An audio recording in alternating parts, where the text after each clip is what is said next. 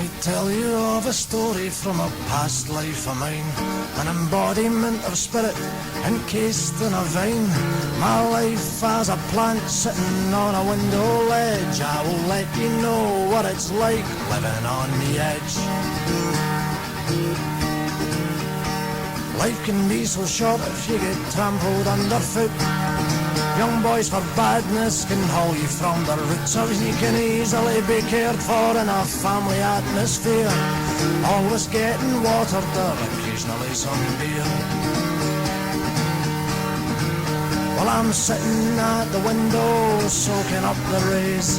It's murder when it's windy, but I just love those sunny days. Well, I woke up this morning and I'd grown a few more shoots, so I'm feeling good all over from my flowers to my roots. But some things do annoy me, like my leaves crawling with bugs, and that daft old woman who talks to me as if I was a duck. She says anything she likes and I can't answer back. If there's one thing I could say, begee some water, you old hag. Well, I get planted in the garden, that suits me down to a T. Although I'm rooted to the spot, I feel as if I'm free. Some daft old codger in the garden, it's like his second home. But it's no funny when he digs his trowel in and hits one of your stones. Well, another thing is cuttings. What's it all about? When you snip off a leaf, listen closely, hear me shout. Fair enough, it's our offspring, you don't think there's any harm. But would you have children if you had to lose an arm? So friends, if I've enlightened you, if you think that I'm insane, to me it doesn't matter, it's really all the same. Is there a message in this song it's say to make you think? Not really, just when you see a plant, see if it needs a drink.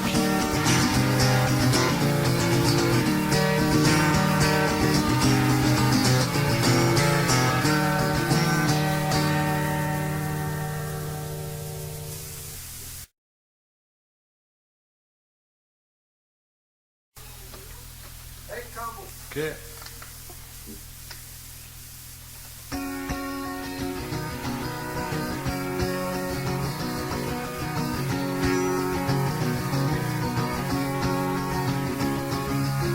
I'm sitting down here wondering about this old town of mine, where the Clyde flows by with water and the Leven flows with wine.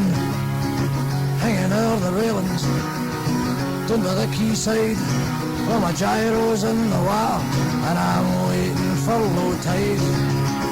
Well, I'm gasping for a bevy and I'm choking for a smoke.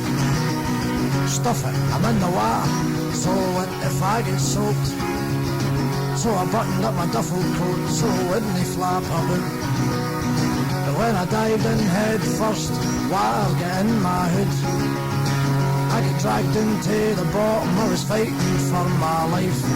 I was wriggling about inside my coat, I was looking for my knife. Well, I was gasping for air by now, as any person would.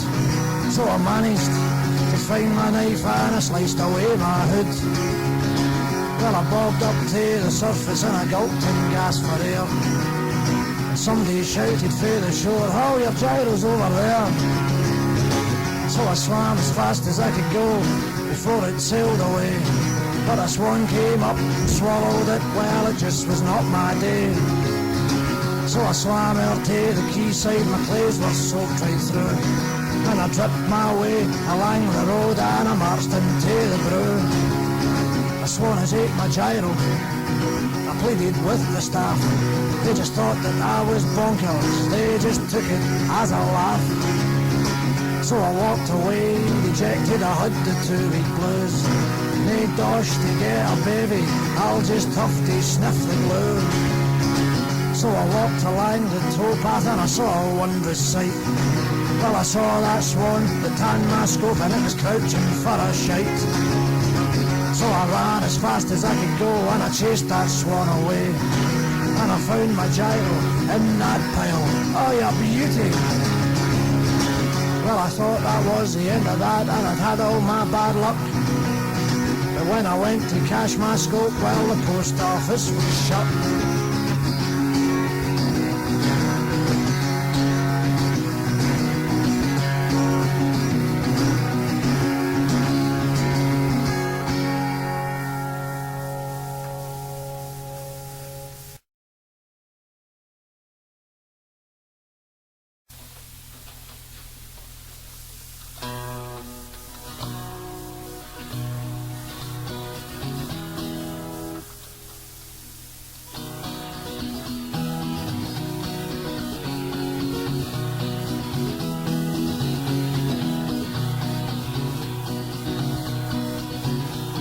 In the year of 1753, a crew of Jakies sailed the sea. They sailed out from the Firth of Clyde, armed to the teeth and extremely wide.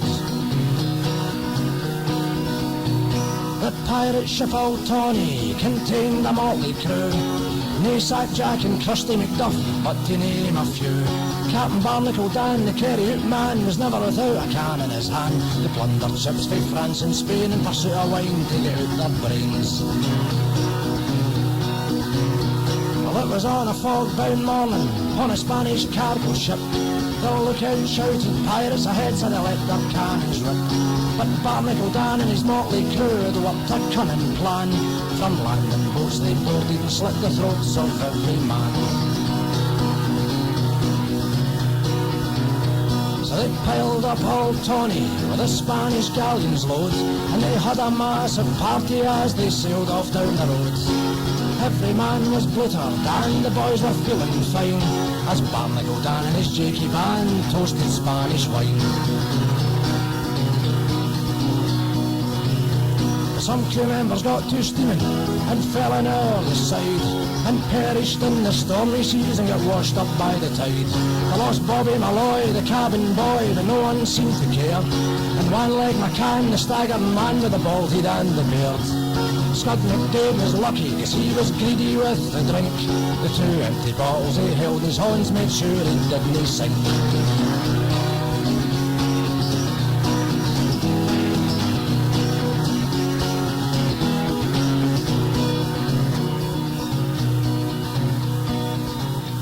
One time they chased a merchant ship right into Plymouth port, but government troops were waiting to lend that ship support. Barnacle Dan turned tail and ran, but all to no avail, so they got lifted by the English troops and staggered after jail. So they appeared before the magistrate who read out the charges clear. Piracy and bootlegging, your crimes they are severe. To hang you is a waste of rope, so the price that you shall pay is transport to the colonies down there in Botany Bay. They were chained into the galley crew where the whips and hammers roared. 18 hours of torture a day on the vessel's mighty oars. Barnacle Dan and his sober band had never worked so hard. And Dan shouted, I need a drink, and he overpowered the guards. So they got rid of the government soldiers, cause they made them walk the plank. And they had a party on the deck till everyone was tanked. They sailed off in the Marquis of Carlsberg, back to their bootleg ways, and continued on their search for wine until their dying days.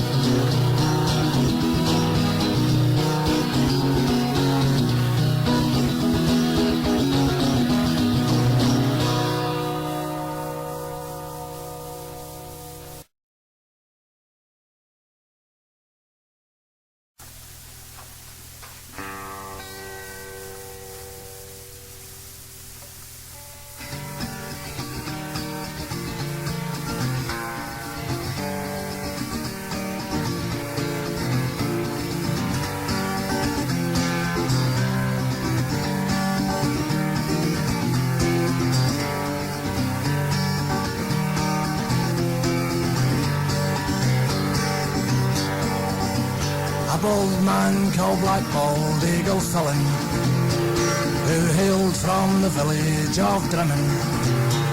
A smuggler bold, a Jakey of old, was wanted for illegal distilling, was wanted for illegal distilling. The revenue men were out looking for the scene of Black Baldy's mash cooking. The locals were glad, the king's men were mad, 'cause he always gave them a chicken. 'Cause he always gave them a chicken. Black Baldy went in for to hide. An excise man burst in and cried, Black Baldy, Gilfillin, be ye ready and willing, we're going to put ye inside. We're going to put ye inside. But Black Baldy wouldn't gie up the game, pulled at the old windy frame. Because a flash on his head it did crash, and Black Baldy was off once again. Black Baldy was off once again. Black Baldy Gilfillin was a man for the woman, and he liked a baby now and again. Black Baldy Gilfillin with his whiskey distilling was hated by all the king's men. Was hated by all the king's men.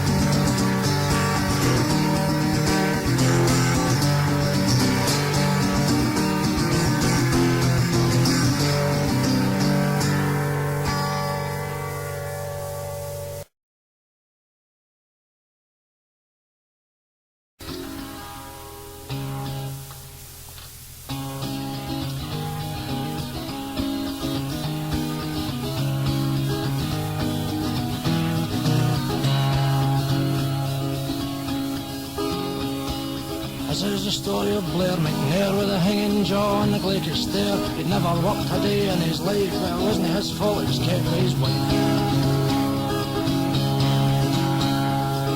Left school at 16, without a hope in hell.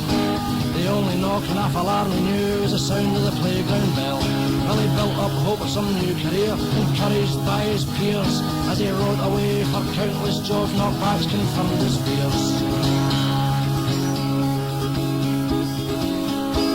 10 years on, he still sings on in an unemployable trap. No experience of work was the employer's usual crap. How can you gain experience when no one gives you work? Now he, like countless others, signed their name and scratched the top. One day Blair had a brainwave, unconventional as it seems. He knew he'd retired at 16, never to fulfill his dreams, so he accepted the situation, but to turn it to his gain. Well, he lied to the brew about his age, and he gave them a false name. They said he didn't have a record, ever missed a hair on file. Have you lived in this country long? He replied, "Aye, quite a while." Well, he told them he was 72, saying, "I'm older than I look. I've had a healthy life and have a healthy mind, so the system bit his hook." Well, he registered as homeless, saying, "I really need a bed. If I walk the streets of my some morning, I'll wake up dead." So they placed him in a retirement home provided by the state, and there he lived in comfort, always food upon his plate. Other residents used to say, "You look so young for your age." Mr. Hunter's a hair alias Blair McNair lived his life upon the stage. Acting older than he was, he sometimes dribbled down his chin, talked to himself and acted deaf, and they all took it in. But one day he got caught out, it was a cruel twist of fate. He got knocked down by a bus and nearly knocked in heaven's gate. Well, he amputated his lower left leg, but the rest of him was fine. But the surgeon counted the rings in his leg to find he was only 29.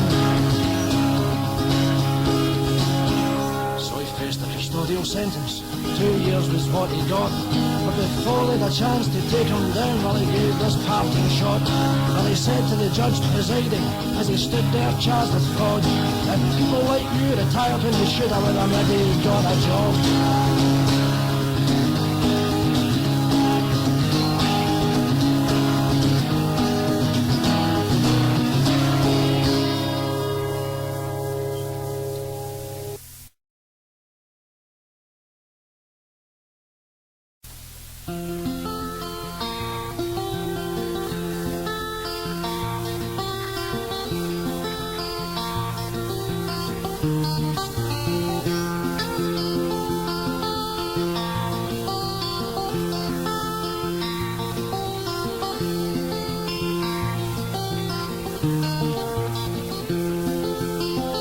listen to my story. I'm a small domestic cat. I'm black as coal and I'm 2 years old, and my owner says I'm fat.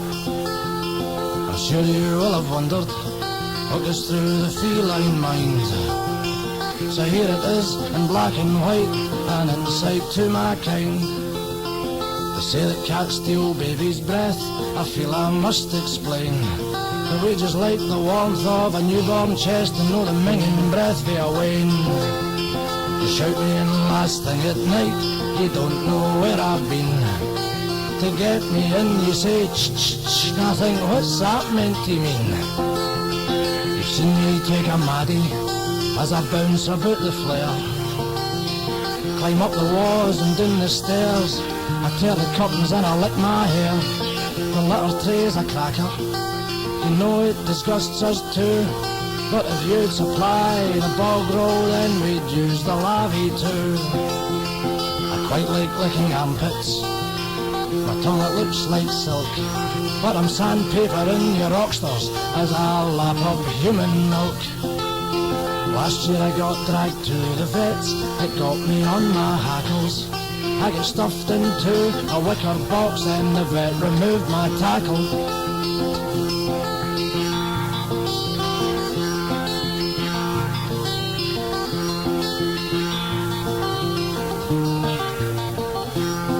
There's a game that I love playing when the living room is full. I dig my claws into your balls and lay you all with tattered tools. And I lie in the flare and I lick my legs and I chase a ball of wool. And I stretch out in front of the fire thinking being a cat's quite cool.